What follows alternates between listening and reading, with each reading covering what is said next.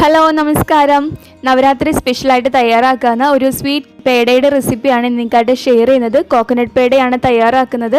ഒരു തേങ്ങ വെച്ചിട്ടാണ് ഇത് തയ്യാറാക്കുന്നത്. തേങ്ങയുടെ വെള്ളഭാഗം മാത്രം ചുരണ്ടി എടുത്തിട്ട് അല്ലെങ്കിൽ മിക്സിയുടെ ജാറിൽ അരച്ചെടുക്കാം. അതിലേക്ക് 1 കപ്പ് പാല് ചേർത്തിട്ട് നന്നായിട്ട് അരച്ചെടുക്കണം. നമുക്ക് ഒരു ചൂടായ പാനിൽ നന്നായിട്ട് മിക്സ് ചെയ്തെടുക്കാം. അതിലേക്ക് ഫുൾ ഫാറ്റ് അടങ്ങിയിട്ടുള്ള 1/2 ലിറ്റർ പാല് ചേർത്തിട്ട് നന്നായിട്ട് തിളപ്പിച്ച് വറ്റിച്ചെടുക്കണം. എന്നിട്ട് അതിലേക്ക് 1/4 കപ്പോളം പഞ്ചസാര ചേർത്ത് കൊടുക്കുക. നിങ്ങളുടെ മധുരത്തിനനുസരിച്ച് ആഡ് ചെയ്ത് കൊടുക്കാം.